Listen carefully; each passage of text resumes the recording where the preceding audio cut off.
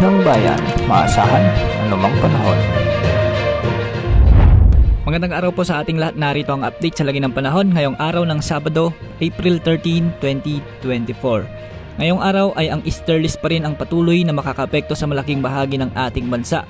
Ito ang magdadala ng mainit o malinsangang panahon sa ating buong kapuluan at minsan ay maulap na kalangitan na may mga isolated rains sa ilang lugar.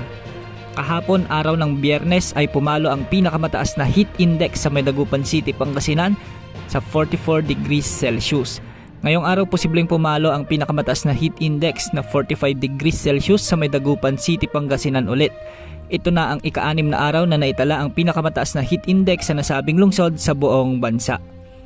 Posible namang umabot sa 44 degrees Celsius sa may Apari, Cagayan, 42 degrees Celsius sa Lawag City, Ilocos Norte, Tuguegarao City, Cagayan, Puerto Princesa City at Aborlan sa Palawan, Masbate City, Pili, Camarines Sur at Catarman, Northern Samar.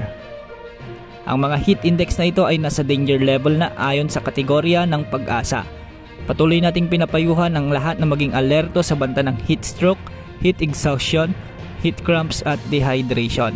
Para sa taya ng panahon ngayong araw sa Luzon ay asahan ng bagyang maulap hanggang sa maulap na kalangitan na may mga pulupulong pag-ulan o pagkidlat-pagkulog sa may lalawigan ng Aurora, Quezon, Catanduanes at ilang bahagi ng Bicol Region.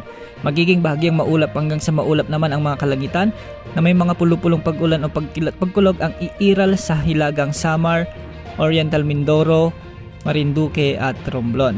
Sa Visayas, Palawan kasama ang Calayan Group of Islands at ang Occidental Mindoro ay makararanas din ng bahagyang maulap hanggang sa maulap na kalangitan na may mga pulupulong pag-ulan, pagkulog at pagkidlat dulot ng easterlies. Posible naman ang mga isolated rains sa may Aklan, Capiz at Negros Occidental dahil sa mga localized thunderstorms. Maliwalas na panahon din ang aasahan sa malaking bahagi ng Mindanao ngayong araw at mababa ang chance ng pag-ulan. Posible lamang ang mga biglaang pag-ulan pagsapit ng tanghali sa ilang bahagi ng Soc-Sargen at Zamboanga Peninsula dahil naman sa mga localized thunderstorms.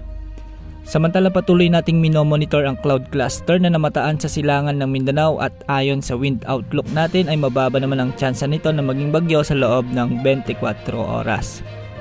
Posible lamang itong lumapit sa bansa at posibleng magdulot ng mga mahina na minsan ay malalakas na pag-ulan sa Mindanao sa mga susunod na araw. Sa ngayon ay patuloy natin itong i-monitor sapagkat marami pa ang maaaring magbago sa lagay ng cloud cluster na ito.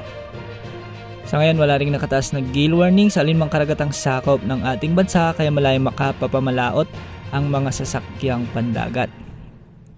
Yan po ang update sa lagi ng panahon. Ito po ang weather update ng bayan, maasahan anumang panahon.